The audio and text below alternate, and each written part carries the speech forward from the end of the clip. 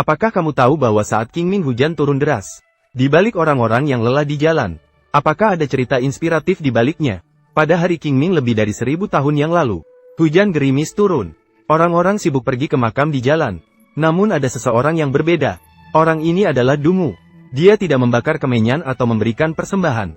Dia malas bersandar di samping makam, minum anggur sambil berbicara sendiri. Sepertinya dia satu-satunya yang tersisa sendirian di dunia. Saat dia menceritakan isi hatinya kepada teman yang telah tiada, keledai di sampingnya menggerutu padanya. Mengapa kau menggerutu? Apakah kamu juga ingin minum? Keledai benar-benar mengangguk. Sayangnya Dungu tidak memenuhi keinginannya. Karena hari ini adalah Qingming. Anggur harus ditinggalkan untuk orang yang telah tiada. Saat Dungu ingin minum dengan senang, namun ia menemukan botol anggur sudah kosong. Maka ia pun membawa keledai untuk mencari minuman. Dan dengan anggun memuji pemandangan indah di sini.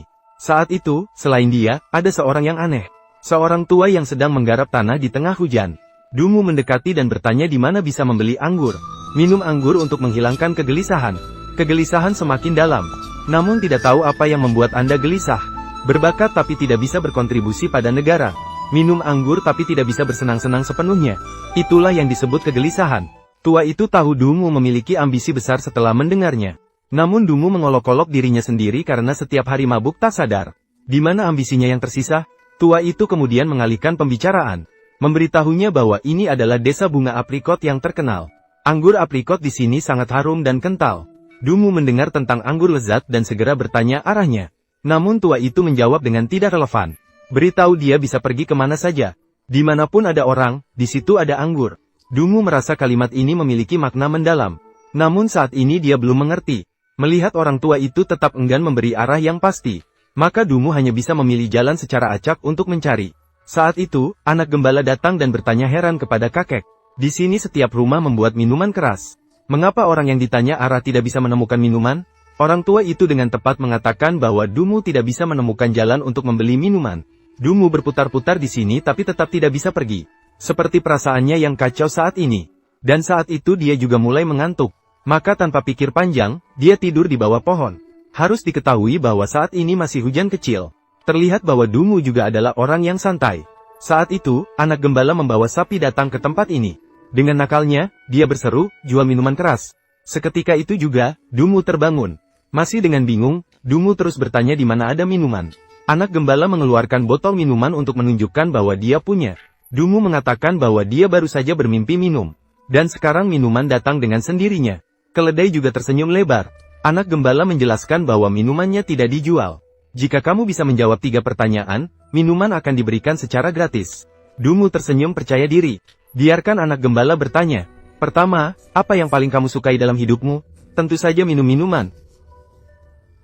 Pertanyaan kedua, apa yang paling tidak kamu sukai dalam hidupmu? Tidak bisa minum. Pertanyaan ketiga, apa yang akan kamu lakukan pada waktu ini besok? Minum minuman? Saya tidak tahu. Sepertinya selain minum, saya tidak punya hal lain untuk dilakukan. Setelah anak gembala selesai bertanya, dia melemparkan botol minuman ke Dungu. Namun, Dungu sangat bingung. Mengapa kamu bertanya padaku pertanyaan ini? Penggembala berkata bahwa kakekku yang memintanya bertanya. Kakeknya adalah orang tua yang pernah menunjukkan jalan. Khawatir Dungu tidak bisa memutuskan arah mana yang harus diambil. Maka dia meminta penggembala itu untuk memimpin jalan. Ya, seharusnya kakekmu memberitahuku arah yang benar.